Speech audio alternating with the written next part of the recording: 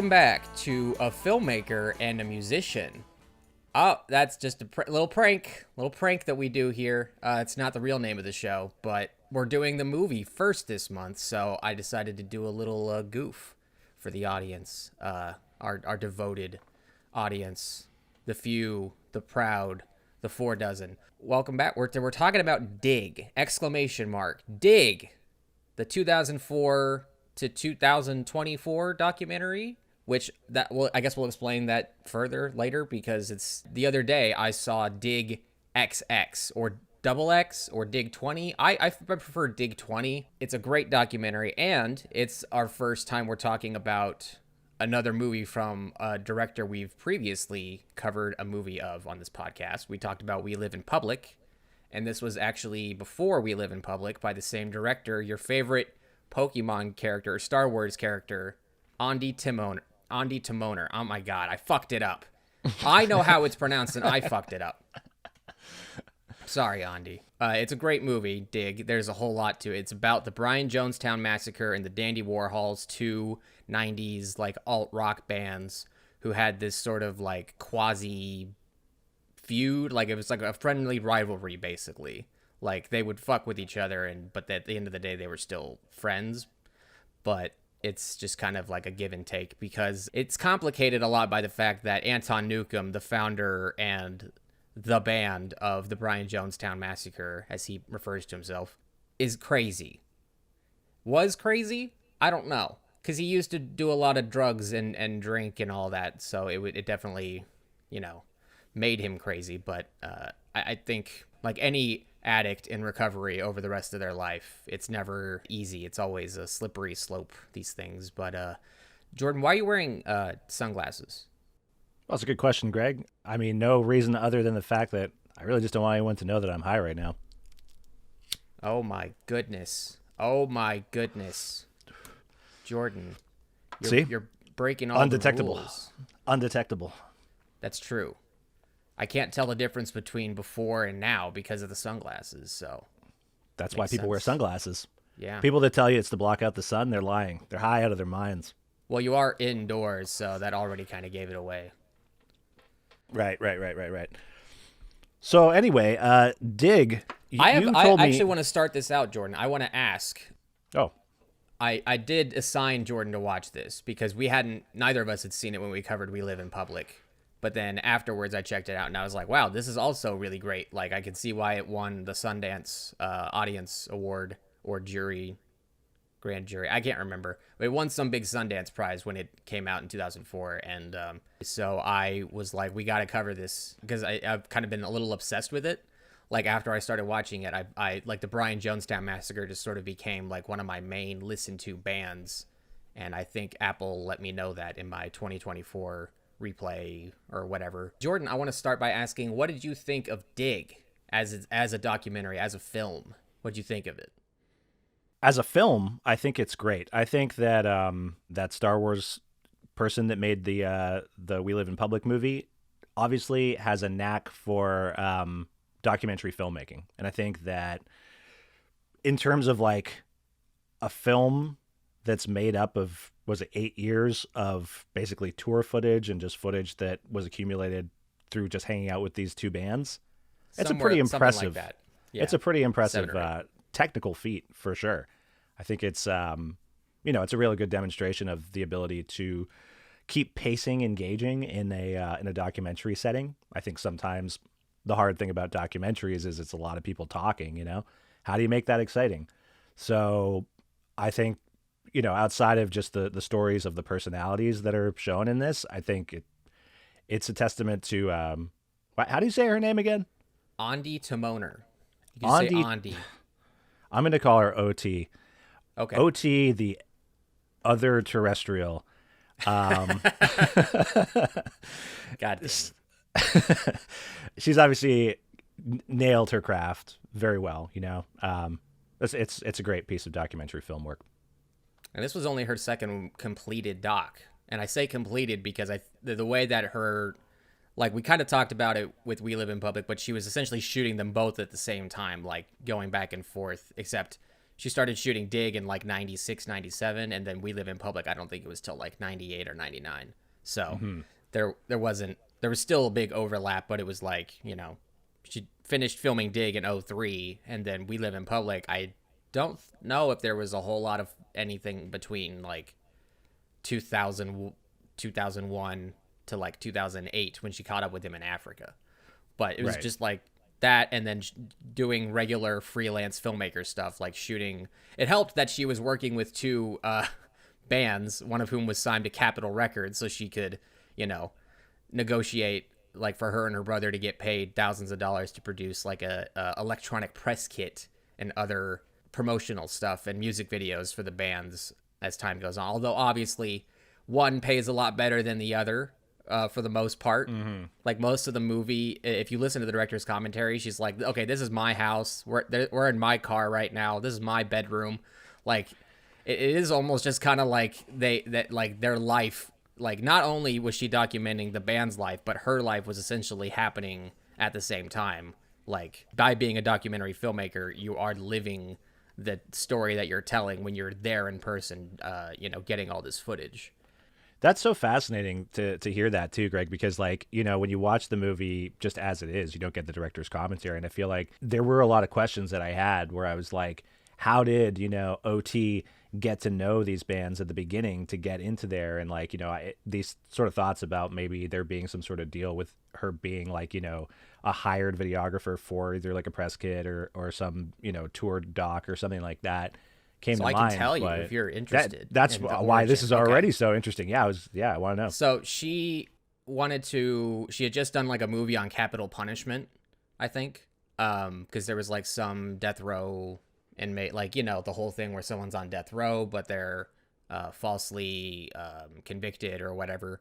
But then it's on like, you know, it's a happens whole all the time mixed bag. Yeah. But then she wanted to focus on something lighter and was more focused on like, because I think she had trouble selling that, and it was like really more of like an art versus like integrity of art versus commerce, like in reality of capitalism and all that. So she wanted to explore those themes, and she was like, okay, I'm going to find 10 bands and like sort of follow them all and sort of explore the themes through how these bands, you know, all experience the music industry. And then it sort of got whittled down to 2 with Brian Jonestown Massacre and the Dandy Warhols, because they had that sort of friendly rivalry, but also because I think they just sort of rose above the rest in terms of the quality. To her, I'm not a huge fan of the Dandy Warhols personally myself, but we'll get into that later because there's a whole lot to talk about. But anyway, so that's kind of how it all got started. But yeah, it's cool because like there's like moments where, and I think like any good documentary makes you forget about the documentarian a little bit, you know, where it's like you kind of forget about the reverse side of the camera. But there's like moments that come up, you know. In particular, I remember there was like a bit where Anton's getting like arrested and he's like in a bathroom, and the cops are like trying to come in, and like, you know, then the thought occurred to me, is like, oh, the camera person, who I guess in this case is our good old OT. It's either her or her brother, for what it's worth. David Timoner. He has a normal name, David. Okay. He was also like one of the two. There's a scene early on where he's like filming, and then some guy in the crowd starts a fight with him, and then he starts attacking. Right. He throws his drink in Courtney's face when the two bands are playing together. Yeah. So yeah, he was there. There was like basically the two of them. Like, so it was either they would be filming together, or like one would follow one band, one would follow the other, just depending on how their schedules worked out. But right. anyway. Right. Yeah. But yeah, so it was like that exact scene where there was that sort of kind of mini riot that broke out in the club, and he kicks the guy in the head. Holy shit, he kicked me in the head. Hey, I'm gonna beat your fucking ass. He kicks the guy in the head, and then they're in the it's like towards the end of the movie, right? Towards the end of the movie, which was wild, you know. I as soon as I saw that scene, I'm like, oh, that is absolutely justified that the police showed up. Like, you can't 100%. Just fucking kick. I was like, man, if you've seen like Josh Homme kicking that photographer, it's like that looks like, you know, that looks like that's not even an incident in comparison to this one. You're gonna have to remind me who that guy is. He's in Josh Homme. Well, there's actually there's a 1 degree of separation. Well, maybe 2 degrees of separation that we have with Josh Homme. Josh Homme is the principal songwriter, lead singer, guitarist of Queens of the Stone Age. Queens of the And- Stone Age. Yeah, and longtime bass player of That's that band is Nick Oliveri, who is longtime bass player for the band The Dwarves. So, Oh, little, there you go. Little connecting thread there. that might be 3 degrees of separation. I don't know. Okay, that might be 3. Yeah. Well, no, I think it's 2. Because we Look, know we're not here to do math. We're here to talk about sex, drugs, and rock Right, and right, right, roll. right, right. Right. There's nothing rock and roll about. There's figuring not a out whole lot math. of sex, but there is a lot of drugs No. and a lot of rock and roll in this doc. There- It's a there was rock one- doc. there was a one scene- rockumentary. A rockumentary. Wow, that's good. There's I one didn't scene make right that. at the beginning where what's the female keyboardist's name? Starts with a Zia. Z. Zia. Yeah. There's the one Dandy shot Warhols, right at the yeah. beginning where I feel like Zia had her top off while playing the keyboard. Well, you don't have to feel like that. She did have her top off. That. Apparently, so, she did that a confirmed. lot, like in the earlier years of the band, really before they started shooting their concerts. So there you go. So there's your sex aspect to the sex, drugs. Well, and it's rock and definitely roll. a great way to start your movie. like you've already introduced like these 2 bands, and then boobs. You're like, oh, all right. I guess I'll pay so- attention for the next 100 minutes. So she knew what she was doing, and the fact that it's a female director, that was like, nope. Here's some boobs. Here we go. This is life. This is how it happened. Like, I respect the hell out of it. So why did you recommend this movie though? Like, so you watched this after falling in love with We Live in Public. You were already a Brian Jonestown Massacre fan. No. You didn't. No, you started listening. I had to them not after- listened. I had heard them one time. I was on acid. Someone recommended This all makes sense now. their Second Majesty's, what is it called? Their Satanic Majesty's Second Request, which is the album that starts out with the song "All Around You," which is just sort of like a hippie anthem almost, without being too like specific about like what it is that they're advertising. It's just kind of like, hey, everyone, gather around. There's plenty for everyone. Let's have a good time, kind of thing. And that was just like, I was like, whoa, because I was. I was tripping out, and then the second song came on, and it had like yelling and like a fuzzy guitar, and I was like, no, and then I stopped it, and I went and listened to Animal Collective instead. So, and then I had no more exposure to them over the years until I checked out Dig, and I was like, oh yeah, isn't that one band that made that one song I heard that one time on that one drug? So I was like, yeah, I'll check out Dig, and then yeah, within like the first 10 minutes, Anton is beating the crap out of his like guitar player who's only been with the band for like a couple months. And the Viper Room, the infamous Viper Room scene, and that in itself just makes you go, okay, wait, what the fuck is going on here? This is not how these things normally go. Like, normally when you see a musician's biopic, it's like, they have like a hand in the creative aspect of it, and it's not just like trusting some filmmaker entirely to make their own piece. It's more about like promoting them, which I think that's a byproduct of Dig. I don't know if that was the initial I was gonna say, intent. like, yeah, it's not so much. Yeah, it definitely feels like a byproduct of it, because it's like, for me, I've heard of Brian Jonestown Massacre. I've listened to some of their stuff like while I was growing up, just hearing it through various things, but it never like really clicked with me. I was like, it's not really my jam, and moved on. It was like, I actually had a fucking ticket to go and see them last year here in Toronto, and I ended up calling the venue and getting a refund like a couple hours before the show started.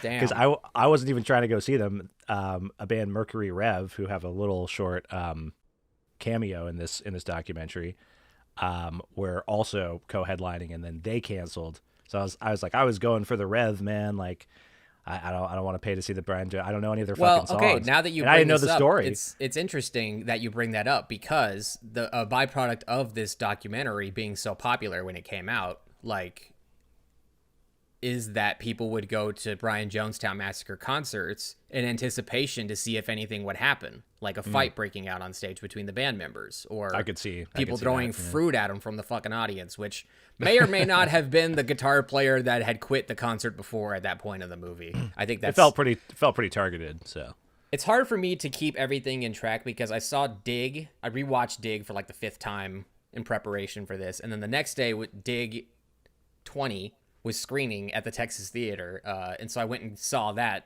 and then I rewatched it, like half rewatched it, but mostly just listened to the documentary, to the director's commentary yesterday. So I'm just a giant cloud of Dig information. So I might misassign things that are in the original or the commentary or the extended edition cut. So disclaimer, listeners and viewers. That's why the title of this is Dig 2004 to 2024. If you look above the video, or I guess it's below now. In my mind, YouTube still has the same layout as 2007. Like, links on the side. Oh, what is it? This side or this side? It's like, no, it's all fucking, everything is below now. Yep, we're all watching on our phones. Or if you're listening on iTunes, you're like, I don't know what the fuck is going on right now. But why is this movie called Dig? Dig. Well, it's like one of the first things Joel says in the movie, I guess. Dig it. Hey, wait, bring that thing on here, man. Let the kids dig this. You getting that okay? Dig. Well, okay, I think you could probably, the Brian Jonestown Massacre is like purposefully a 60s, 70s like rock revival group. Like that's like their whole thing. And so I think that in the neighborhood of that sort of like aesthetic, you're going to pick up like those, maybe they started saying them ironically, but like the popular phrases people used to say back in the day, like groovy, or I dig it, man, I dig it. And I think that there's like a number of times in the movie where like one of the lyrics in Bohemian Like You, the Dandy Warhols song that gets sold to the fucking Vodafone, the European cell phone company commercial, is, and if you dig on vegan food, just like little reference, like the word dig just kept popping up. And so I think they just called it that in lieu of like, making it an 11-word long title, the Brian Jonestown Massacre versus the Dandy Warhols in parentheses, but not really. I had another idea for why it might be called that. I was thinking that OT had to dig through like, what was it, 2,700 hours of footage to put this together? Yeah. Well, she said 2,000 on the We Live in Public was 5,000. This was 2,000. Okay. So still a lot. So still a lot. Maybe it's a little bit of one of those, double meaning sort of situations. Well, if you really want to dig into it, I love it. No, I think it's just, I don't know. I don't know if it holds that much importance.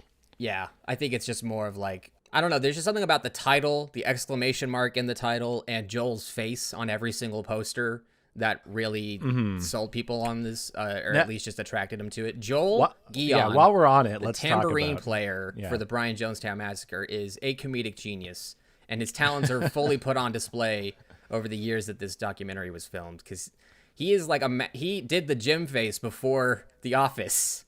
That's probably where John Krasinski got it from. Like, there's so many moments where like he's just trying to stand up on stage and play, and then Anton is berating someone and starting a fight, and Joel's just standing there like, I just want to play the fucking songs. Like, I don't give a I don't want this to happen. But I love he's a master Joel. of the mug. I love Joel. It was such a hard thing for me to wrap my head around when I was watching this, like, because of my limited knowledge of the band.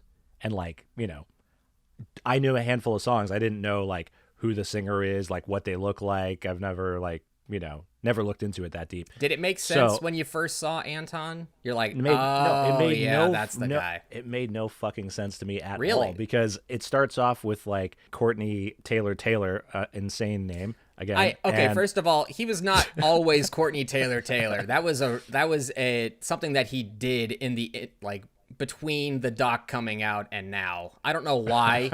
Okay. Maybe he thought it was funny, like Macaulay Culkin changing his middle name to Macaulay Culkin. So he's Macaulay Culkin. Yeah. I mean, that one's funnier, the Culkin one, but yeah. It starts off with him, with Courtney Taylor doing the narration, and there's a clip of Anton and Joel. And you know what? Like I the whole time I was just like, which one's Anton? It's like, here, there's Anton. And I was like, there's two people here. So one person's talking, and, then they're showing concert footage where Joel looks like the fucking front man of the band, because he's positioned right there at the front. He's got this fucking look, right, with these, like, almost like the star burns from a Community, like, sideburns going on. Well, it's the Dr. Seuss haircut. The Dr. Seuss haircut. Yeah. He's a Dr. Seuss character, so yeah. That makes sense. So I'm like, this guy has, the front man kind of look, and he's, like, positioned at the front. And he's got a microphone, but it's just to mic up his tambourine. And so I was confused as fuck for the first like 15 minutes of the movie, being like, they keep saying Anton, but until they keep jumping between these comic book opening credits. with Yeah. the freeze frame and everything. But Yeah. that also isn't helpful because they introduce like 10 people in the span of like 90 seconds. And you're like, no, whoa, exactly. whoa, what? I was still lost at that point because I think I was like smoking weed as well, and I think I like looked You? away for a second. Yeah, whoa, no, I don't smoke that stuff. Remember, I got the sunglasses on. Oh, right. So Sorry. yeah, I looked away for a second, and I must have missed it because I was still fucking confused. I was like, "Is this guy?" And then I was like, "Does this guy fucking sing?" Or is? And then it just started to get on my nerves for whatever reason that there are specific like just tambourine players, and I was like, that just feels like too little. Maybe it's because I listen to like bands that have musicians that play like a whole array of instruments, and then I looked him up on Wikipedia, and it was like, oh, he's just a tambourine player. I was like, that can't be justified. I feel, you know, when they talk about like It can, because that's what the Brian Jonestown Massacre sound is. Well, Is that 60s? Everyone had a tambourine back in the 60s. Like back then, when they didn't have, use like- snares, they used tambourines. when they have like 3 people in the back that like did backing vocals and like also have tambourines, there's kind of a bit of and maracas. a visual like thing to that as well. I feel like just an exclusive one man tambourine. Like, imagine he put out a solo record that was just tambourine. He could probably do it. Do you think anyone would buy it? I guess like diehard fans of Brian Jonestown Massacre would probably be like, Yeah. "Oh, sweet, we've been waiting." I for mean, this I'd rather buy his book, his equivalent to Vag Moore's My Life with the Dwarves. Or I guess, has he written with the Dwarves, or is it before and after? Yeah. So it's with With the and two ones after, are but are he's before. still writing before. No, after I think is the one that's on the way. Oh, okay. Yeah. But that's kind of the book that Joel wrote. It's called, I think, Jingle Jangle Jungle, and it is about like the decade that Dig takes place over, like a little bit before they started filming and after. Although you do see him leave the band during this movie. I think he came back like a few years after the doc, like sooner than Matt Hollywood did for sure. But I he was wasn't wondering gone that, yeah. super long. Because I like was kind of Wikipediaing the band as well while I was watching it, and I was like, oh yeah, like current members, and like Joel's still there, and I was like, oh, and then like literally as I'm looking at that, I was like, oh, like every member of the band just got like kicked out or left. I was like, Right. That okay, happens well. multiple times, actually. It's just the way Yeah. that it's edited in the original cut kind of blurs that all together. But Mm-hmm. Dig 20 really does like... Okay, so the thing about Dig 20 is that Joel is actually the second narrator. So, like, they'll play a clip of Courtney's narration from 20 years earlier, and then Joel will come in and be like, well, actually, from our perspective, and then, like, it actually makes the movie even funnier because Courtney can say something in the narration, and Joel will be like, okay, anyway. he's got comedic chops. But we should also talk about the fact that Well, that's for why he people- was on the Gilmore Girls, parodying the Right, Brian yeah. Jonestown Massacre, which I didn't know till I saw Alien Dig something? 20.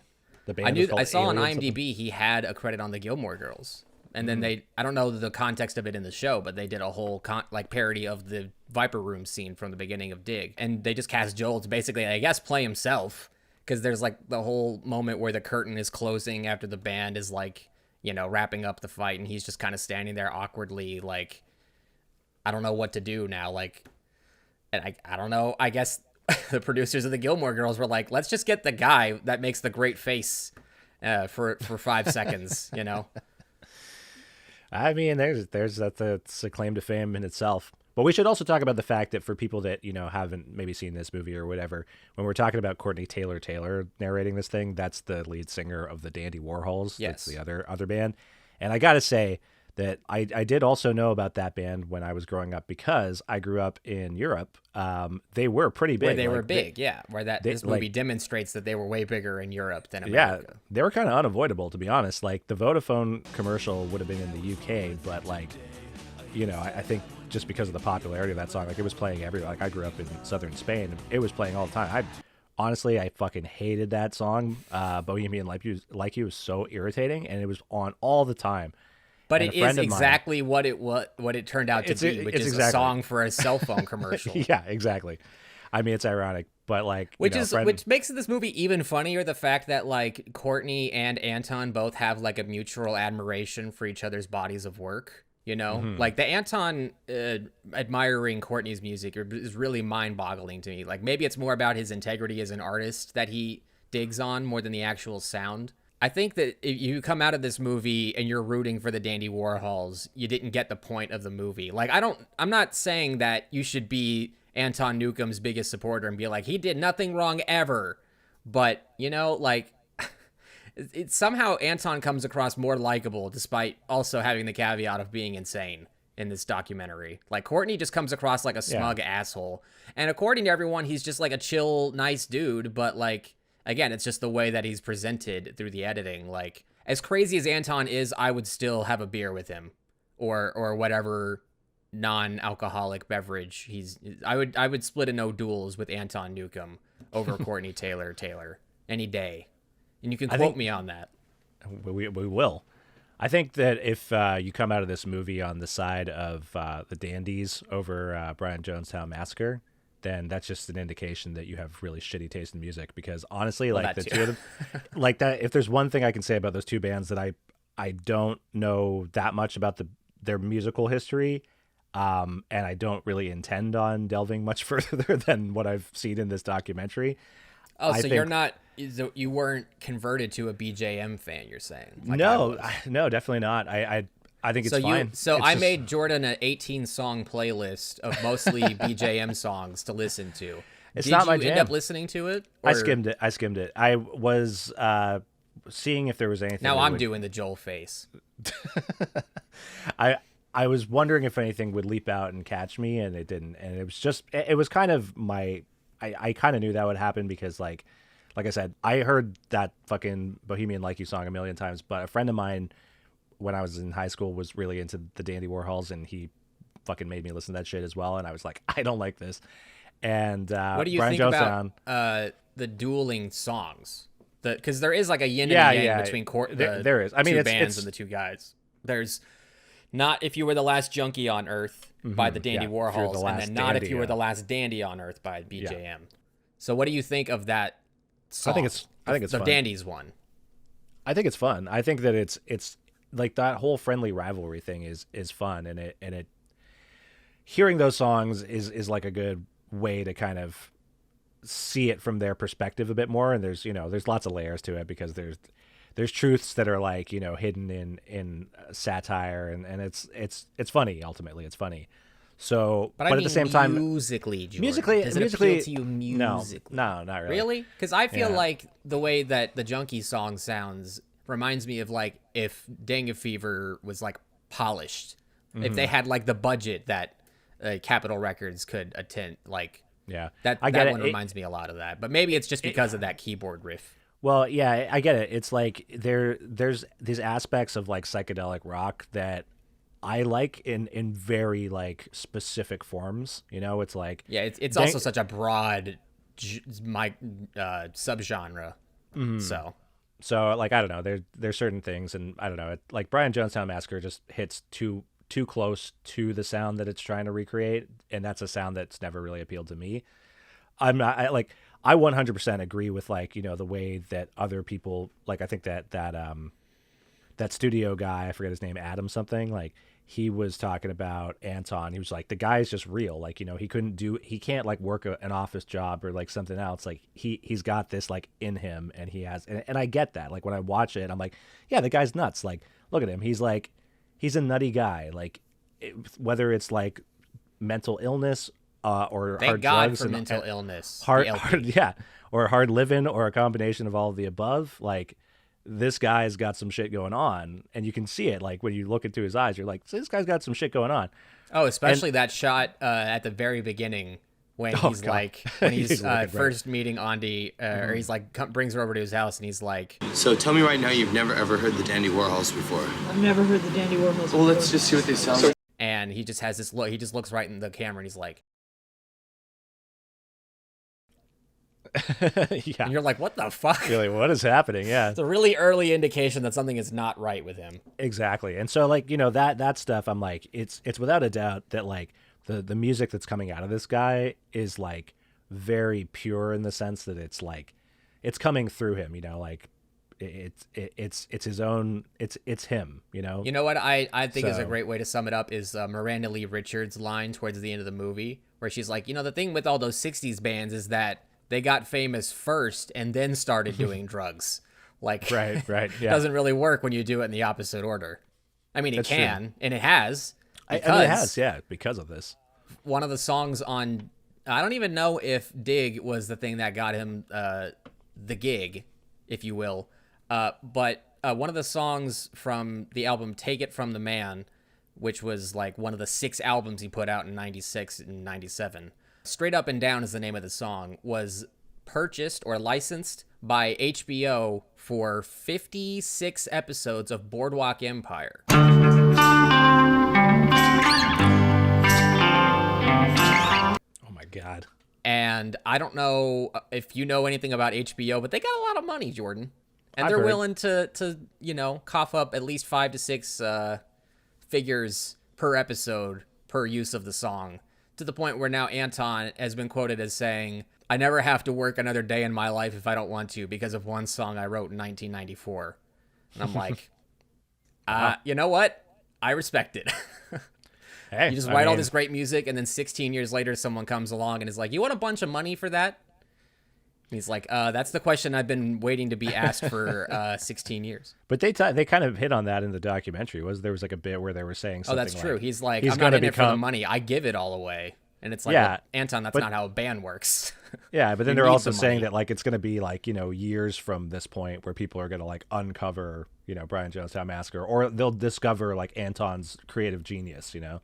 It won't be something that happens in the moment. It's going to be like, oh, like, who the fuck? Well, was yeah, this that's guy? his whole thing. Is he's like, he wants to start a revolution, but then if you actually ask anyone around him what he meant by that, they're like, honestly, I don't really know. Like, isn't the whole idea for a revolution to rise above the underground and become the new mainstream? Like, isn't that the whole point of a revolution? I think he was just being idealizing like, maybe his influences from like the 60s and stuff that were, Right.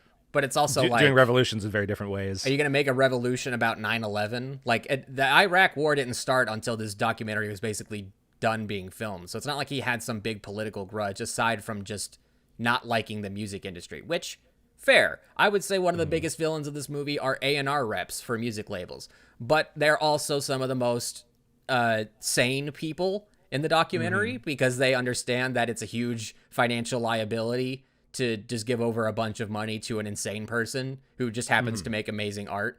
Because when you do that and you sign him to a label like TVT, then he just turns around and spends $32,000 on alcohol and tips and other bullshit that has nothing to do with producing music.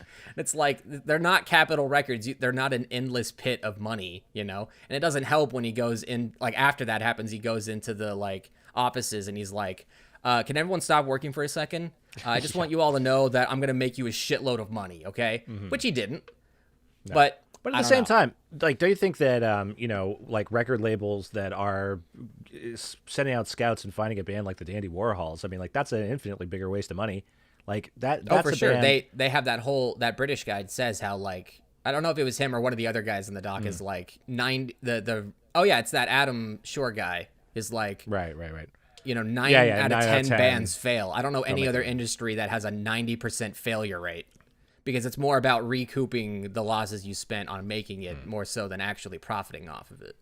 I know another, I guess you could say industry, and maybe not an industry, but another area of employment where there's definitely a 90% failure rate or more, and they still get away with it. It's the Weather fucking network. Oh, You guys I thought are you were always gonna wrong. say. I thought you were gonna say weed stores. No. I have to go to the right ones. Okay. And I don't know. I don't smoke weed anyway.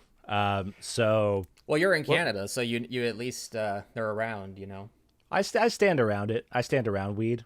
Some of my best friends are weed, but I keep it clean and sober.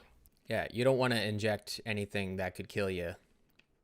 Yeah, I hate injecting weed. It's generally not so. But these guys love injecting like heroin and doing all the drugs. But heroin is so passé.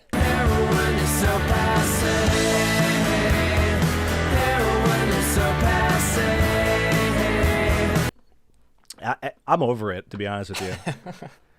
I like that moment though when they're shooting the $500,000 budgeted music video for that song, and Joel, because I don't know if they actually got invited by the band or the filmmakers like Ondi and David invited them to the shoot for the music video, by David LaChapelle, who is also one of my favorite characters in this movie. Who's not Dave Chappelle? No, which it's for some reason it's a white guy fashion photographer, like model photographer. I don't know what he does now, but back then he was like, the guy you wanted to get if you wanted something big and flashy and eye attack, which I guess worked because the Junkie video got a bunch of airplay on MTV to the point where even my dad was like, "Oh, I've seen this video." I did make my dad watch Dig, not nice. Jordan, my actual dad. That's a joke on how Jordan is old. Yeah, and how Greg may or may not be my son, which is just a whole other podcast. We'll get into that. That'll be the next documentary I make. So anyway, so I love that moment when they're on the shoot of that video and Joel is like, I'm beginning to grasp the concept here. The theme is, am I wrong? Passé things. Things that are passé. The whole thing. It's like, I guess that really is the depth of thought that the director put into like the actual, I guess, thematic content of the video, because it really is just like bright colors and women in high-heeled skirts and lighting a car on fire and people dancing in giant syringes before they did it on the Late Show with Stephen Colbert 20 years later. Yeah, that video though was funny because like there was this sort of sense of like, you see, the thing is, I really don't like Courtney Taylor. He rubs me so the wrong way. I'm in the same boat as you. Like everything about him is just it's icky to me, and like he comes across as like a giant douchebag, but also just one of those guys who's like, I don't know, he's a fucking poser. I think it's like. You got Anton. That's part of that music video shoot, right? Is where he doesn't like how his face looks, and there's that whole thing where the label like confiscates the footage, and they end up like David LaChapelle is like, take my name off the video, and then he's like ranting to Ondi in the elevator on the way out, and he's like, his whole thing was he's like, he doesn't like how his face looks. He's like, I'm using normal diffused light on your face, like that's your fucking face, bro. Like he's like, Zia looks like how Zia looks. The dancers looked how they looked. And you look how you look, and that's how you look. It's just like, yep, you can't get around the fact that you're kind of ugly, Courtney. I'm sorry. I mean, you have an ugly personality, but physically, it's just very strange to see that, especially when you see newer footage of him. You're like, okay, most people's faces like change throughout their life. You've had the same face for like 25 years. But then it gets so much worse when he has like the mohawk. There was one segment where like he changed his hair from like just that kind of like, whatever you call it, greasy, like, semi just normal, like normal, alt rock, kinda. There's one that it cut into one bit where he had like a mohawk, and I was like, oh god, I was like, if there was any way to make your just general appearance like less appealing, I like that we're focusing on Courtney Taylor's choices of fashion and not Anton, who has some of but probably the ugliest appearance in this entire movie is when he's all strung out. Though? He's got those grown out sideburns. Oh yeah, but you know why that is though, because I'm not going to rip on that, because that's legit. That's why my beef my major beef is with Courtney is that the guy's a poser. Like mohawks in general are one of those things where it's like, if you really want to rock the mohawk, you need to be legit. You can't be like someone who's rocking the mohawk for like the fashion sense of it. You come across as a fucking loser. And like this guy, I think that's just like, that sums up his whole musical career. And I think he got lucky with the fact that like Anton and the Brian Jonestown Massacre even wanted to like fuck with them at all, because like their music straight up sucks. And like, I can't even understand how it is very bland compared to what and how a band that what they were putting out, it is at all attracted to that. I call it 1, 2, 3, 4 music. It's even more bland than that, somehow. Like there's no real like, and again, I didn't, because of my lack of interest in the way that the Dandies sounded, I didn't dive deep into their discography the same way that I kind of did with like, I haven't gotten into the post-Dig years of the BJM's discography, but like I've heard the handful of albums that they were making while this was being shot, and I like that a lot more, obviously, but. So maybe I'm not giving the Dandies their due diligence. Maybe if I did dig deeper on the Dandies, I would appreciate more of what they did. But I really just, there's nothing that appeals about it to me other than the fact that their keyboard had a great rack. Totally. And we're not talking about the keyboard rack, right? No. Well, maybe both. Maybe both. I don't know. I need to get important to have the a HD version of Dig 20 and blow it up and really zoom in on the On that keyboard rack. stand and see what brand it is. It's important. I mean, if you don't want your keyboard to fall down. It's really the it's most short. eye-catching thing in that shot is the keyboard stand, for sure. Yeah.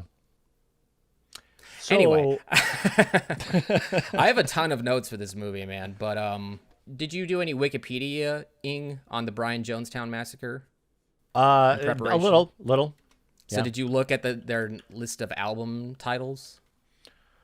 I did. I didn't commit it to memory per se, but there's some pretty wacky ones there. There's Take It From the Man.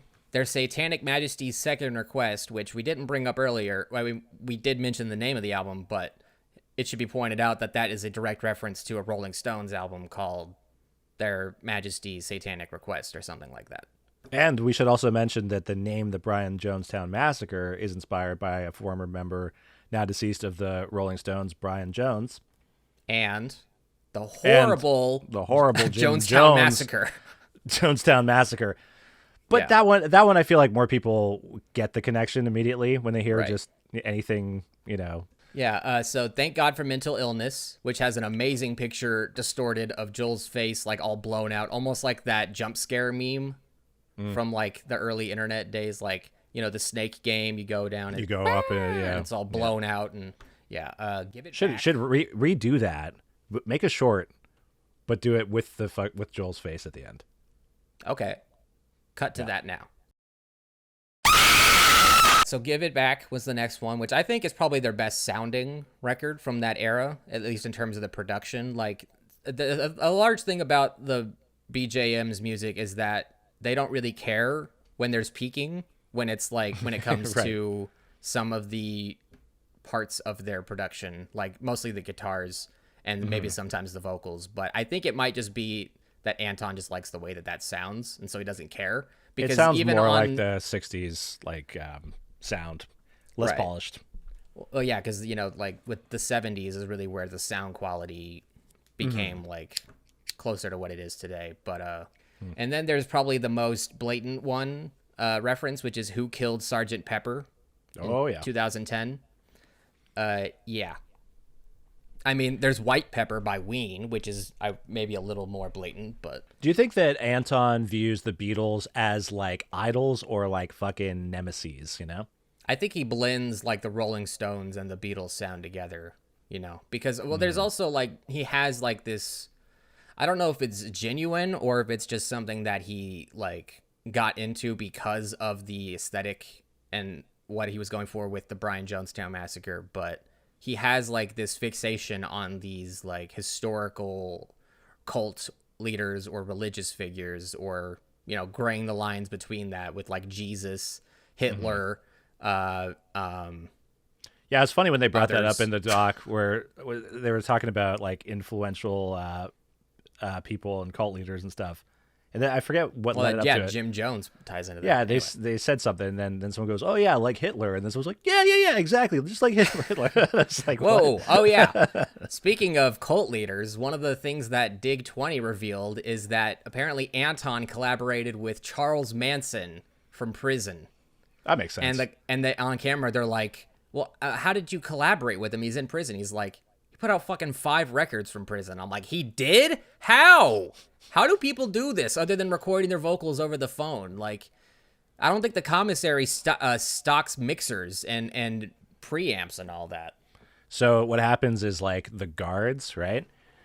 You can buy them off for cigarettes. So you give him like one cigarette, and he's got like a full on like portable 8-track like in his fucking coat, and then he just has another microphone that's sticking out the end of his sleeve, right? And he puts it in. It looks like he's given like a firm talking to the inmate. Grabs him around the back of his neck, but really the microphone's just angled right into the inmate's mouth. Hits record on the fucking 8-track in his pocket. Records a couple takes. Hands over the pack of cigarettes. Bada bing, bada boom. See, I thought you were just going to say that they smuggled all the recording equipment in through their asses, but Oh, oh. Well, I mean, I don't saying know. you work in a prison, you got to Whatever. know your enemy. At some point, he did move to Berlin, Anton, and he set up his own studio. And there's a whole segment from one of Anthony Bourdain's, I think it might have been the Parts Unknown show, on CNN, where he went to Berlin and visited Anton, and Anton was making him like lamb for dinner while also like going into the other room and working on a song and then coming back and stirring. And it's actually a nice sort of postscript to Dig to show like, no, he's not that crazy anymore. I mean, he's still Anton Newcomb, but he's chill now. Like, so they were probably both, before it all started, they were like, now, you know, I mean, we both know who we are and where we are in life, but like, just got to ask this question to get it out of the way. Like, you got any heroin on you, bro? yeah. Yeah, let's cook ourselves a stew. In 2004, who do you think, if you had to bet between Anthony Bourdain and Anton Newcomb, who would survive the next 20 years, who would you bet on? Well, the thing about the Brian Jonestown Massacre is that you can say that it's a good album, but that just means like, there's a handful of songs on here that I really like, because none of the albums are really great, like start to finish listens, like all the way through, unless you're just like strung out, I guess. But like, as far as active listening go, there's not really like, we structured this from like, you know, here's our beginning, our middle, our end, like sort of the way, or like, you know, our two sides of the LP here, you know, 12 songs, 2 of 6, and all these ways you can structure an album. They're like, here's 18 songs. It's 75 minutes long. Also, there's 5 more of them we're going to put out in this calendar year that are all the exact same length. Or not the exact same, but they're all fucking long is my point. No album should be longer than 45 minutes, Jordan. No, that definitely should not. Even that's pushing it. But what I just thought of is, you know, it's a band that does this and that kind of ends up like shooting themselves in the foot from like over releasing stuff, is King Gizzard and the Lizard Wizard. Yeah, that's what I thought you were gonna say. Yeah, it's kind of very similar in that sense, because like the output is just too much. It almost makes you like, it forces you to not listen to the band. You know, it's like, I guess there's like certain stuff from, you know, King Gizzard that I've listened to where I'm like, this is rad, and then it's like, oh, they released like 6 other albums like in the next like 2 months after that. I don't have fucking time to listen to that. And then it also devalues this one album that I just thought was good. So slow down your fucking output, peeps. Well, Anton hasn't. I mean, after a certain point, I think after he started getting those checks from HBO, he's like, I'm going to put out an album a year. After like, basically he's still putting out albums. Like, I think 2023 was their most recent release. And that was also the same year that they got into a fight on stage again.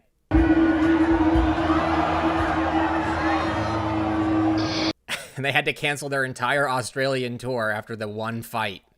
Wow. And it was just because of one little scuffle. And it's just like, guys, have we not moved? I think Joel put it best in Dig 20. He's like, yep, doesn't this remind you of something? And they cut back to the Viper Room, and he's like, yep, it's just like that, except we're in our 50s now. It's like, yeah, that pretty much sums it up. That's crazy. You gotta be careful if you're doing that when you're in your 50s. You break a hip. I don't actually think Not If You Were the Last Junkie on Earth was directly referring to Anton. Courtney Taylor has said that it was a reference to an ex-girlfriend and just more like other like general attitudes towards heroin in the 90s and like that music scene, like with Kurt Cobain and you know, all that. Harry Dean Stanton is in this documentary for about 5 seconds. Yeah. I was wondering what was up with that. I was like, what? He seems to be the only celebrity cameo that survived the first cut of the movie, because in Dig 20, there's some deleted scenes that are reinserted with like the Dandies are backstage at some like a huge music festival in Europe, and they're meeting like one of the women from the Pixies, or the woman, I don't know anything about the Pixies. It's actually the Breeders, and that is in the regular cut. Yeah, it's well, she does in Dig 20. He also meets Jack White. So there you go. That wasn't there. Courtney Taylor meets Jack White, I should say. So speaking of the 2 dueling songs, I wanted to bring up how the way that the yin and yang is demonstrated in this movie is almost perfectly demonstrated in the 2 scenes, the 2 parallel scenes where first Courtney shows Anton, Not If You Were the Last Junkie on Earth. I never thought you'd be a junkie because heroin is so passe. And Anton just has like the blankest expression on his face the whole time. I don't know if he's absorbing the music or if he's like hearing the lyrics. Like the main lyric in that song is heroin is so passe. So I can see Anton sitting there thinking it's about him and getting offended. And then later in the movie, they finished BJM is finished Not If You Were the Last Dandy on Earth, and he plays it for Courtney in their tour van, and it's almost the exact same scenario. Courtney's just like, it's really good, man. Like, he has like barely any reaction. This song's called Not If You Were the Last Dandy on Earth. Take my money. Take my time. Yeah, I was thinking while I was watching this, I was like, who does Anton Newcomb remind me of? I was like, his face and his eyes, there's something about it, and for the most part, his haircut. I was like, there's somebody that he reminds me of, but I can't put my finger on it. And then it clicked with me at like halfway through. You know who he reminds me of? He reminds me of one of those McPoyles, you know, in Always Sunny in Philadelphia. Yeah, he does. He looks like Ryan McPoyle, the guy from. He totally does. The guy that isn't the guy that was on Westworld, but the other one. Yeah, exactly. Yeah, for exactly. sure. I was like, the same holy guy shit, I've said that's who what it should is. play Deacon in a movie. Yeah, He exactly. looks a lot like Deacon from Animal Collective. I get full circle right there. When the realization hit me, I was like, that's who it is. That's who I was thinking it was the whole time. So if they do make a biopic about him. Yes, absolutely. Yeah. But I mean, we already have Diggs, so you don't really need to get an actor. You don't need to. No, you got. You know the how real they're deal. doing like Yeah. the Beatles. They're doing 4 Beatles biopics. Every member gets their own, and they're gonna like, I don't know, not show the scene from one movie in another's perspective, or do that. If you just do that with Dig, you'd have like 20 movies because of all the band members that have come and gone. So there's a scene where Courtney is complaining about the A&R rep, the British guy, and he says that during his tantrum, he says, "I sneeze and hits come out." And as soon as you hear that, you're like, ah, how come no one ever punches this guy in the fucking face? How come it's always Anton? And of course, I actually like the record label's retort to that. He's like, well, then I'm sure Capitol will have no issue funding your handkerchiefs. Yeah, that was a quick, witty response. That's how you manage a diva like fucking Courtney Taylor. As much as I don't like Courtney Taylor, I do like the moment where he has the Sharpie mole and he references Amadeus out of nowhere. I like this because it makes me feel like Amadeus. Yeah. I think it's just because it's so unexpected, and he does the laugh like almost perfectly too. Like, how long was he practicing that laugh? Like, and I mean, I kind of like the parallel between Amadeus and Anton, although I don't think there was a Salieri equivalent. As much as Anton might have been paranoid and believed that there was someone trying to kill him from like Capitol Records, I don't think that actually was a thing. Oh, I love Anton's getup with the roller skates and the fuzzy hat and all that, just because it's so goofy. Like, and of course, one of the things you're thinking is, what if he falls over? And then that's like the second thing that he does when he's got the roller skates on, is he just falls on his ass on the street. The valet helps him up. I mean, and that's when he's like at his most manic too. He's like trying to get into the Dandy show where they purposefully disinvited him. And he's like going into the side door like, here's the copies of Not If You Were the Last Dandy on Earth. Go ahead and sell this at your show. And they're like, okay, I guess we will because we're friends, but, you know, get the fuck out of here. Like, oh, there's a great scene of a party that I really loved where they're just like pouring like seltzer and like dish soap down Joel's ass, and he's like rubbing it into his ass crack, and they're all just like, that's how fucked up they are, that's what's entertaining them. I think as soon as I saw that, I was like, ugh, but also like, okay, who is this guy and why is he so dedicated to being a clown in the best way possible? I mean, you know, that's what tambourine playing leads to. Everyone knows that. I guess Once you so. pick up the tambourine, you think it's all jingle jangle, but no.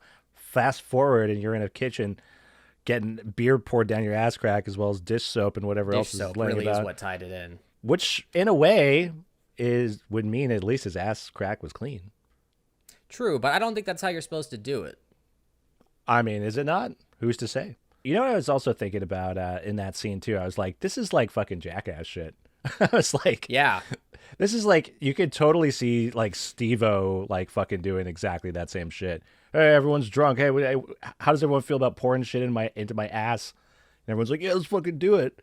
I mean, You know, it's like, them getting into a fight on stage is basically what would inevitably end up happening if Jackass tried to start a band. The Jackass crew. What was the production? What's Jeff Tremaine's production company? Dick House. Dick House. The Dick House crew. Or vomiting. exactly. and like putting fireworks up your ass and Exactly. cutting the the flesh in between your fingers with the edge of a sharp piece of paper. Don't remind me of that one. That's the worst. I mean, we'll be here all day if we're going to list cringeworthy jackass moments. You see, the thing is like, I've been to a number of parties in my day, you know, I'm 78 years old, and not once. Come on. You're 66. Come on, let's... All right, don't fine, talk down on yourself fine, like fine. that. Okay, I just wanted to Don't- I wanted to seem a little more mature and experienced. But no, in my 66 years of partying, I have never once had the desire for anyone to pour various household liquids down my ass crack. Well, did you ever consider the fact that they would find it funny, and that would give you gratification? You know what? Maybe I didn't think about that part of You're it. being a little too No. selfish with that, Jordan, I think. You know what? You're right. You gotta man up I'm and put some self-centered. soap in your Yeah. ass. I've What been are looking you at this the sparking whole- up there? Is that your weed? Hey, speaking of weed, segue. Well- Let's talk about the drug busts that happened to both bands. I Continuing with wanted the to bring yin that and up yang, too. I wanted to bring that up too. angle. That's funny. So the first drug bust is the Brian Jonestown Massacre. They cross the state line of Georgia, and there's like a mandatory drug stop search thing off the interstate. And Anton is driving OT's car without a license, and they have drugs in the car. So both her and Anton got arrested and had to get bailed out. And a story that she tells on the commentary that didn't make it into Dig 20 is that when that happened, the Georgia police also confiscated all of her tapes. Oh, shit. And she had to not only pay $3,000 to get the drug charges or like, you know, whatever the fee was for possession or whatever. She also had to pay another $3,000 for a lawyer to get the goddamn tapes back and Wow. get her footage to make sure that she could tell her movie, because the cops didn't care. They're like, you're smuggling drugs into our state. That's all we give a shit about, you know? But it's just like, of course, she took the biggest brunt of it, and Anton just sort of walked away from it. And in that scene, he's like, the second or third thing he says is like, oh, I give you full permission to search the car. I'm like, what a fucking asshole. Okay, you don't have any problem with searching? No, in fact, I'll waive that right now. If y'all would just step out of the vehicle. Okay. No, Like, who the I get fuck it. does that? I get it. I totally get it. You would Because- do that in his position? 100%. Because there's the It's not off your chance- car. Well, here's You the know thing. there are drugs in the car. You're a junkie. Well, that's why. Because like on the off chance, like so, if they're gonna It's search the easier car, to fess up and be like, there are drugs in the car than just to Well- lie and have them be like, well, what's no, this? You don't fess up that there's drugs in the car. You give them the full impression that there's absolutely nothing wrong with searching. So that way, there's an off chance, as little as it might be, that they might go, well, this guy's got no problem with us looking in the car, so he's obviously got nothing to hide. And then on But your you way, know they're searching every single car anyway. And of course, but when if the fucking they're guy go- opens the tour van if they're door, going to, if they're going to anyway, then you may as well say that. look, I'm because just then saying it the doesn't help alternative your is- case when the second that the guy opens the door, a bunch of paraphernalia and booze falls out. I think he was hoping that he would just get the pass. I think he'd be like, well, this guy's like, you know. Well, we've shown that Anton doesn't have a very logical thinking. It all comes back to that Wayne Jetski quote. You miss 100% of the shots you don't take. I'm So sorry, you what's may as his well. name? His name is Wayne Gretzky. You said jet ski. What? You called him What? Wayne Jetski. That makes no sense. I would never say that. He said the pride of Canada. He might even be the next Roll PM back the for all we tape. know. All comes back to that Wayne Jetski.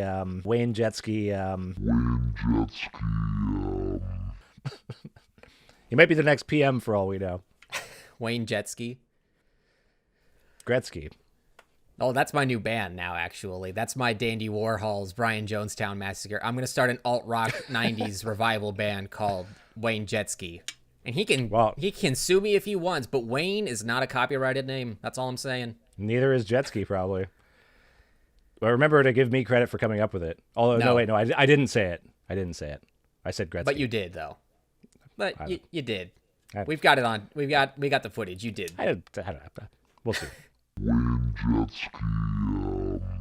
So, Ondi and Anton get arrested, and they get out, and that's like how that part of it ends. But then later in Europe, the dandies get arrested for weed possession, or they don't even get arrested. They get pulled over by the French police. They have weed in there. They basically get a citation of a fee that's equivalent, they said, to 4 Dandy Warhols t-shirts. And they got to keep their weed and keep smoking it on the bus after they had already been stopped by the police.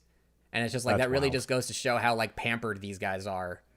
Like, they're just treated like a big deal, even though I mean, I don't know if, I guess you could make the argument that they are who they are. They're a product of their situation, you know.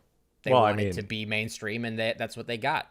For, and they, you know, they're pulling years. up. They're pulling up in a big tour bus. You know, it's like there's this whole visual, like, you know, illusion almost, right? Where it's like Anton's in the driver's seat. You know, it's like you're the fucking singer of a band, but you're driving your own fucking, you know, lemon automobile down. And there's a camera.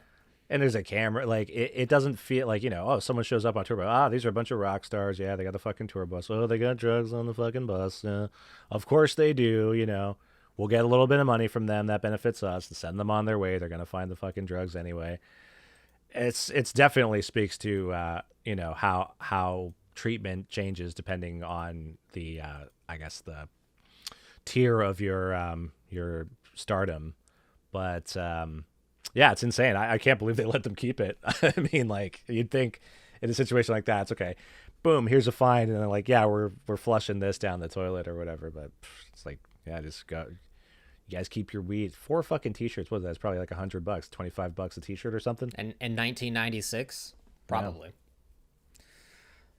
No big deal. It just adds to the case of, like, you know, and there's even the moment where Courtney is like talking to the camera in front of the cop as if the cop doesn't understand English. Yeah, like he's talking about him, like almost like so smugly. It's like, dude, like, again, how did this guy never get punched in the face all these years? I don't know. Maybe that's why his face looks like that. He got beat up a lot as a kid. Maybe. It's a long time coming. You know what? I do love the sequence where they make Thank God for Mental Illness in one day, literally one day. They make a 63-minute album in one day. Can you imagine? Can you specifically imagine being that musically productive? I could imagine it. Definitely, I could never become it, but I could imagine it. I guess it is kind of like that Beach Boys Party album where it's just like probably really more stripped down to just like, you know, harmonica, acoustic, guitar, bass, tambourine, of course. Gotta have your tambourine. Of course. And it's not as like involved as like Give It Back, where some of the more professionally produced albums, like when he's kicking out the record label actually mandates that they have an engineer there in the room so that they can get the album done, and Anton just pisses him off so much that he just leaves. It's like he's a lot like Howard Ratner, Adam Sandler's character in Uncut Gems. He can't get out of his own way to just let he's too self-important to, like, he needs to have too much control to the point where it's like detrimental to the people around him. And that's ultimately like the point. That's why so many people leave. It's like, obviously they admire him as an artist and they respect his integrity and all that. But as far as like running the business of a band, like obviously Anton hates the music industry, so he's going to do the exact opposite of what he should at every turn.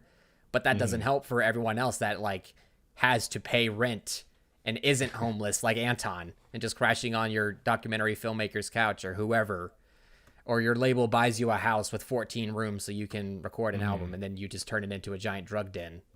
Well, wasn't he saying that though? He's like, you know, I come up with all the songs and I've written all these songs.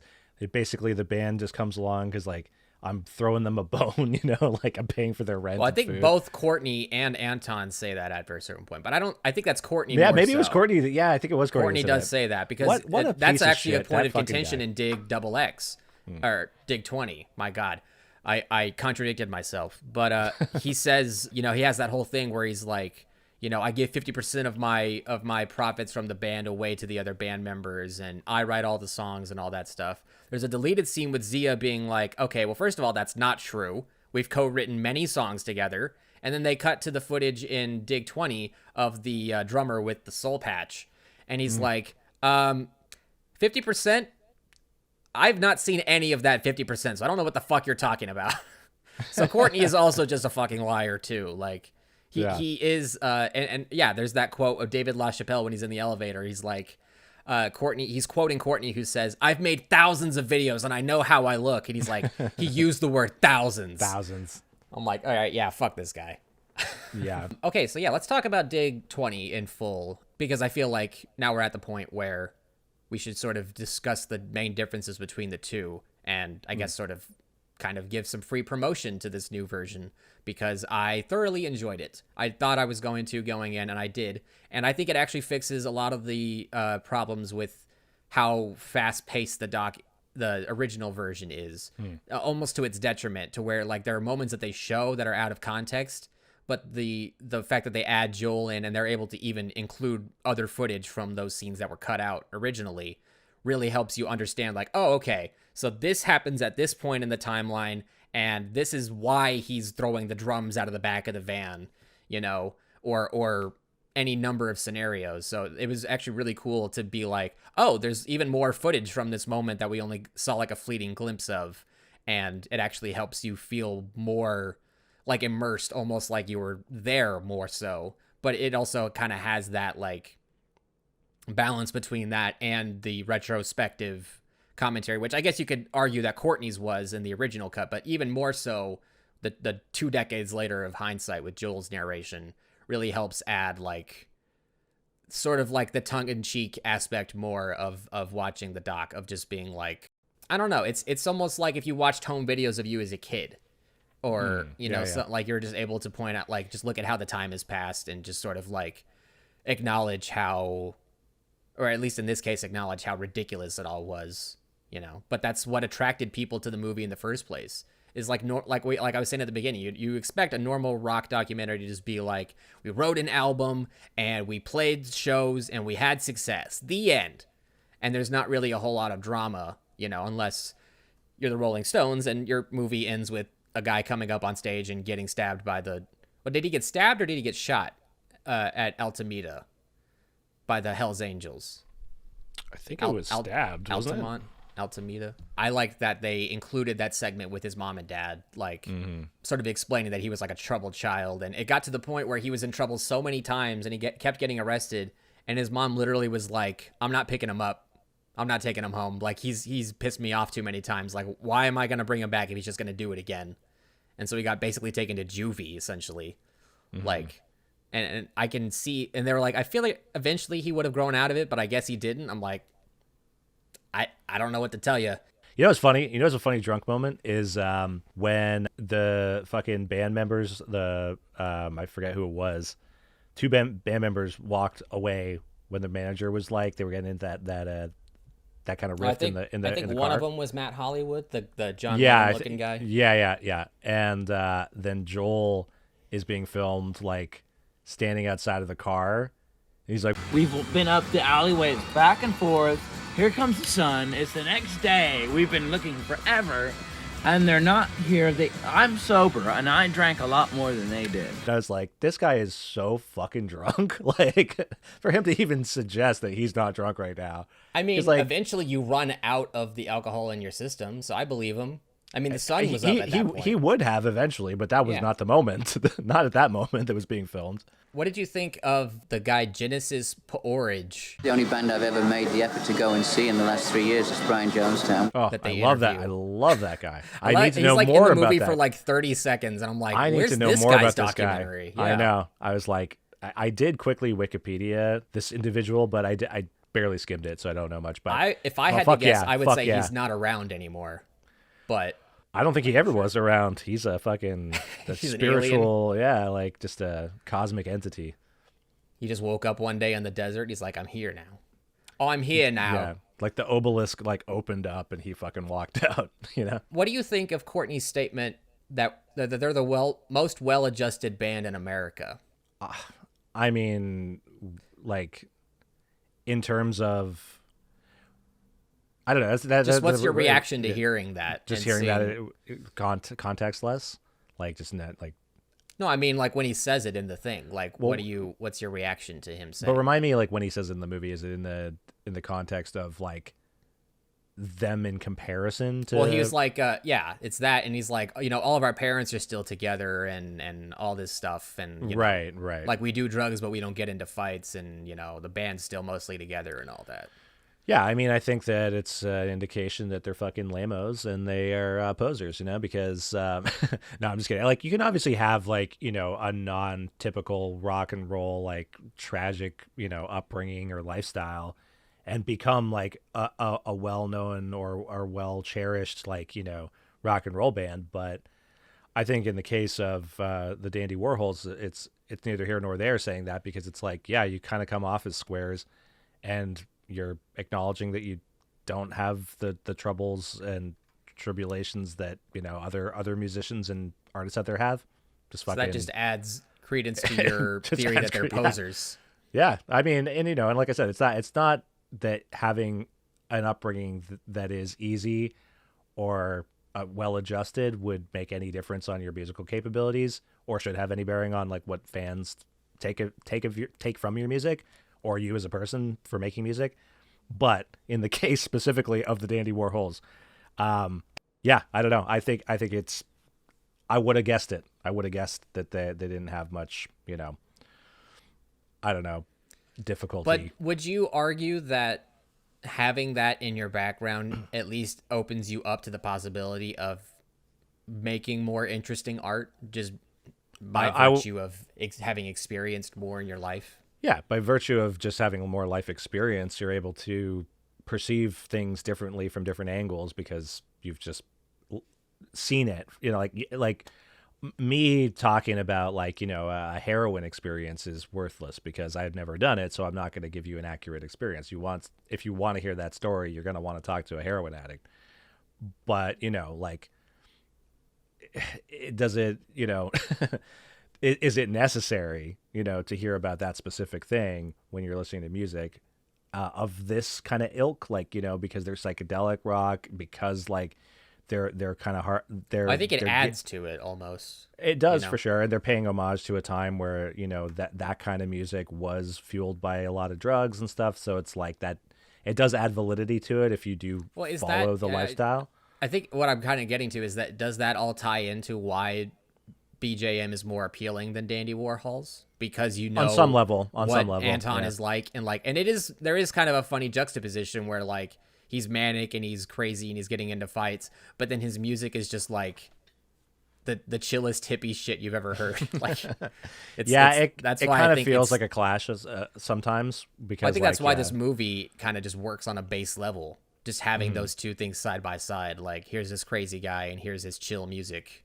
Yeah, but I think that's also not uncommon either, though, because, like, you know, eventually when we talk about the G.G. Allin documentary on this show, you'll see that, like, you know, even G.G. had like country fucking acoustic country songs that he would write, and there's bits where, like, you know, you're seeing him like sitting there writing some lyrics that actually, you know, are not terrible like you might imagine them to be. They're not fucking fantastic. Are you saying that anything. Humans are complex? I'm saying that they have multi-facets, and they're not just one thing or another. And then I think a lot of the time, it's why a lot of comedians kill themselves, is that there's a lot of, like, you know, repressed energy behind the certain art form that they're putting out. So I think, like, you know, G.G. Allin would probably have been just as a unhinged maniac if he only made like acoustic country music as he would doing the punk stuff. It's just who he was. So it's like Anton Newcomb, he's going to be that fucking weird guy, and he's going to have these outbursts, and he's going to be very moody, and you know, whatever else is going on inside of his brain, regardless of whatever the musical output is. Like, it feels more like it should be, you know, linked to something more aggressive like punk music or something like that, just because of how we're used to seeing people act. But, like, yeah, I mean, that you're a fucking angry guy. If you want to do 60s punk, it just turns out like the Ramones, and I don't think that's that what Anton wanted. That would be even weirder almost, to see like those antics, but with like fucking pop punk, 60s pop punk. So Dig 20 has the dueling narrators. You've got Courtney's original narration and then Jill's new narration. But I wanted to ask you how you felt about Courtney's narration in Dig. Like, do you think it brings down the movie a little bit just by the fact that he sounds so goddamn uninterested? Yes. I thoroughly hate almost every aspect of Courtney Taylor. I think that his douchebaggery comes across in his voice. You know, I've used this word a lot. You can make a drinking game out of this, but poser, you know, I think that the way he's talking is like what he thinks he should be sounding I'm like. I'm like a rock star, and so we all talk like that. Yeah. Exactly. I talk like I'm a important guy. Exactly. It pissed me off. I was going to say he sounds less interested to be recording that narration than Harrison Ford did for the original version of Blade Runner. I mean, like, you know my history with Blade Runner, so I could only imagine, but I've never heard that. But the boredom... The 20 minutes of it that you sat through before falling asleep was not the theatrical version, is what you're saying. I don't know what the fuck version. If there was there's no like Harrison 20 Ford versions. blandly narrating it, then it wasn't the theatrical version. I don't even remember what happened in that first 20 minutes. Just loses my interest. He gets the job to find the Blade Runners, or he is the Blade Runner. He's finding the replicants. You gotta watch. I'm gonna in the same way that I forced you to watch Dig, no. I'm gonna force you to watch Blade Runner. Why do we have a fuck? Blade Runner 2049. Oh fuck! I saw that one though. I saw the sequel. I didn't see the okay, original. well you gotta watch the first one because it, like Dig 20 does to Dig, it gives a lot of context. I guess in reverse. You know what I've just learned this very moment right now is that I should actually never tell you what movies I don't like because we have a show where you can force me to watch movies. That's true. So it's just like I'm the just same way realizing that you know that's that in my I best don't interest. like music like Blink 182. You can still make me listen to Enema of the State 6 times in a row. Or not in a row, but... That was your choice, man. That sounds like you do like it. If you I want to know what I'm talking about before I show up. I do my research, Jordan. Thank you very much. I skimmed the Brian Jonestown. You know, you're being I a real like Courtney Taylor right now, and I'm being Anton Newcomb. I'm the real deal when it comes to podcasting, and you're just a poser who just wants to interview famous people and boost your social profile. I don't know, man. But overall, what do you think is the message that people can get? Because I feel like there was a message when we watched We Live in Public, you know, about maybe like voyeurism. Maybe don't give everything away on the internet just because you can. Yeah, and like, you know, maybe there are boundaries in life for people, you know, for good reason, like, you know, to not be constantly watched by other people. Like maybe you do need privacy in life. Maybe it's not all a peep show, you know. What do you think you get from Dig? What I get from Dig is drugs are bad, okay? Which I know is a funny thing to say while you're blowing out a weed cloud on camera. Timing was immaculate. That should be a short on its own. Timing was Mr. Immaculate. Yeah, that wasn't my best. Well, I guess they kind of say it at some point. It's like, you know, you gotta really be careful if you're gonna be in a band with your friends, because you might all get along at the beginning, but the reality of living in a van and going from city to city and, you know, living on little money just for the pursuit of art is not for everyone, you know? And it doesn't matter how much of a genius you think the lead singer is. Maybe getting punched on stage and being homeless along with them is not really worth it. I got another question for you, Greg. Do you think that artistic integrity and financial gain that is earned through creative endeavors can coexist? I think they can, but I think you have to be aware of burnout, you know? Like, yes, you should be paid for your work and pay your bills, especially when it comes to art. Like, I think a lot of people look down on being an artist as not a real job. Like, if you're gonna be an artist, you have to have a real job to pay for the art. And I think that is the case for some of the band members in this that they don't really focus on at all. But I think that it's inevitable that, you know, you have to come to that point where you have to sort of like, you can't just be like Anton and go for years and years and not want to quote unquote sell out. And it's like, okay, well, selling out is what the Dandy Warhols do. You know, they may want to say, oh, we make our music for ourselves and we're staying true to who we are as artists. But ultimately, they are having to just keep trying over and over again until they make the record label happy, or something accidental happens, like a cell phone company licensing your song and making the label a bunch of money so they can pat themselves on the back with the success. So, I don't know. I think that's why they made this documentary. It's not such a black and white thing. There's a lot of angles to it, you know? I think that I agree with Anton that the right thing to do is to give art away and not charge, or at least, you know, it should be about making the art. It shouldn't be about getting rich. But if you can do both at the same time and not spiral out of control or overdose on drugs, then, you know, more power to you. I guess maybe that's the lesson. That's how I would summarize the movie. That would be the moral that you learn from it, which is that, you know, you can be true to yourself as an artist, but, you know, swallow your pride. Swallow your pride. That's what you got to do. You swallow your gotta swallow your pride and just be okay with the fact that you have a boss. I mean, some people aren't cut out for that, and I get it. And Anton is obviously an example of that. But like, you can't take it from the man if there is no man who's willing to give it. You know.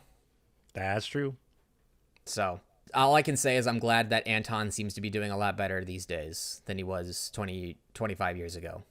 Yeah, and it's great to just see, like a good classic rock and roll story, The most honest rock and roll documentary that you'll ever see.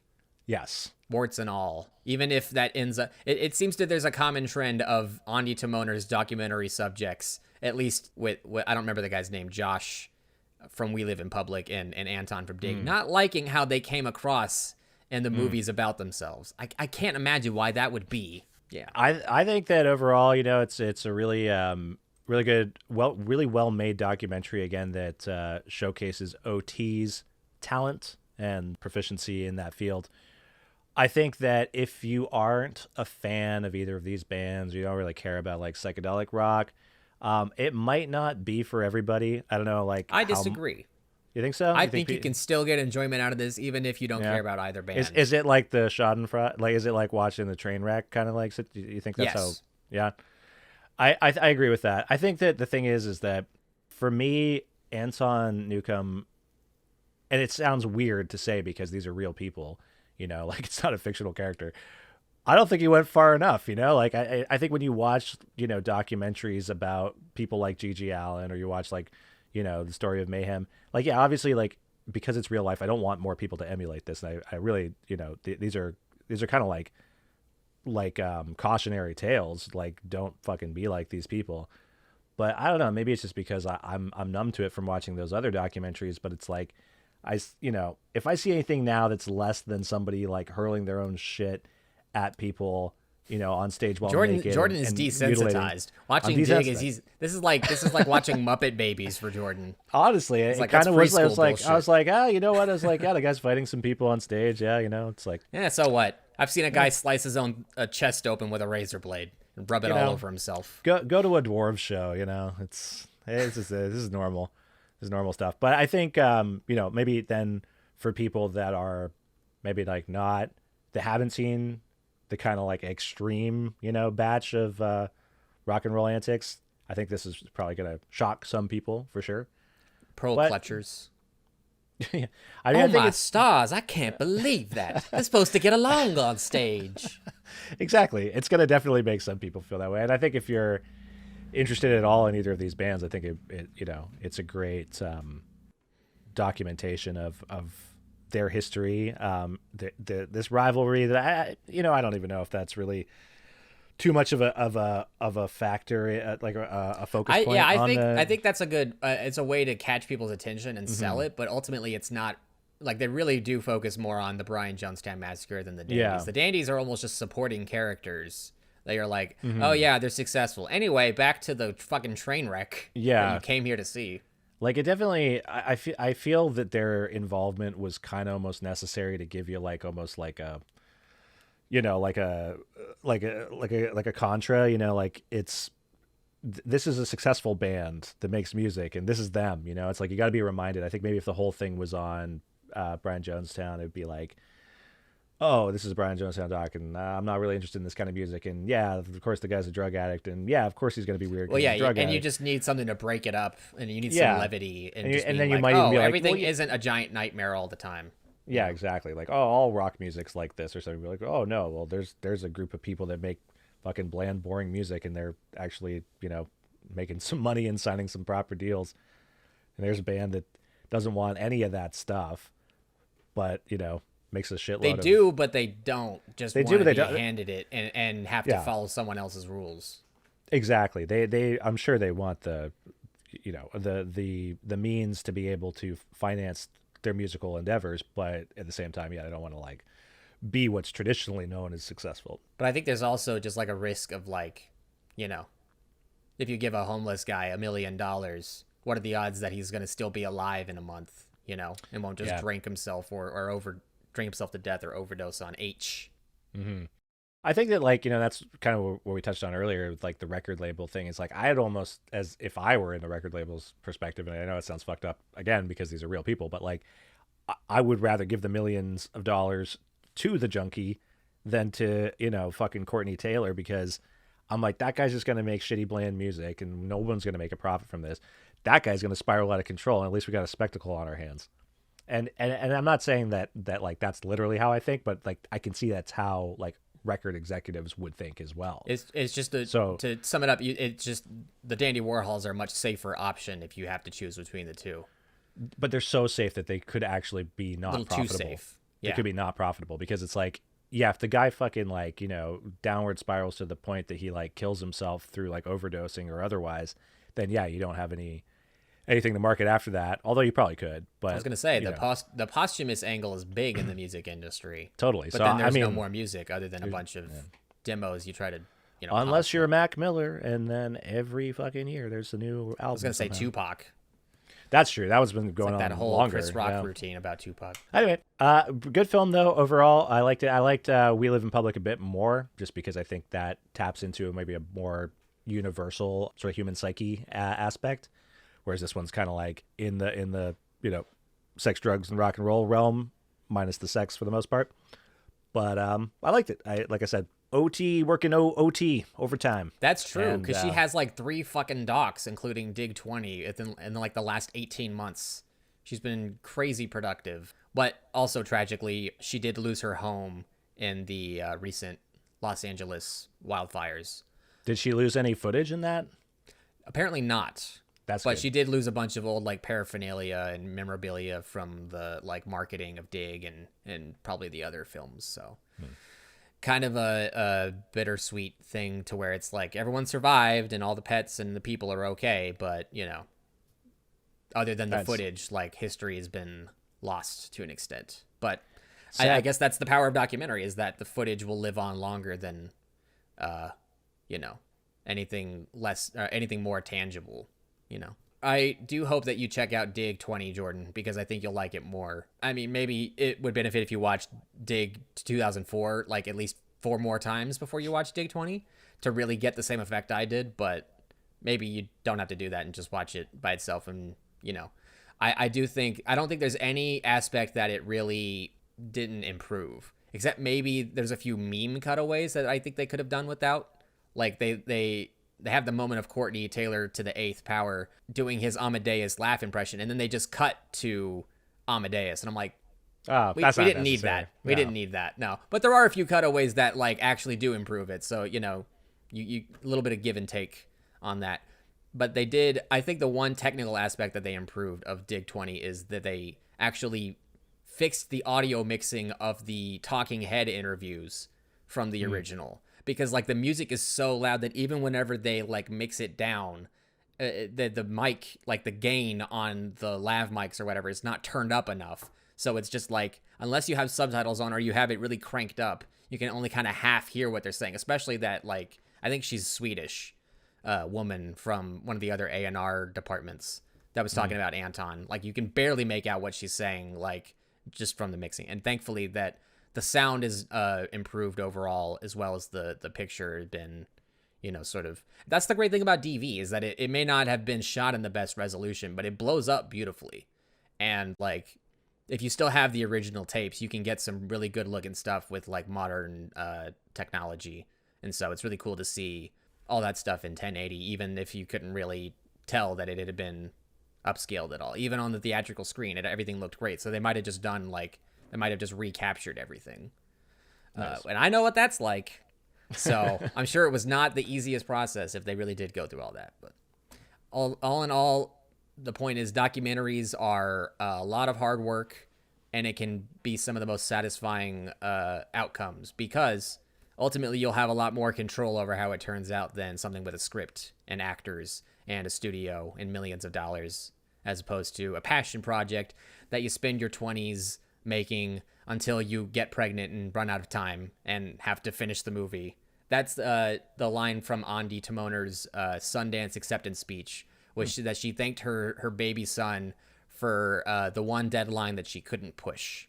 And actually, she said on the commentary she was pregnant while filming the scene where Anton kicks the guy in the head and gets arrested.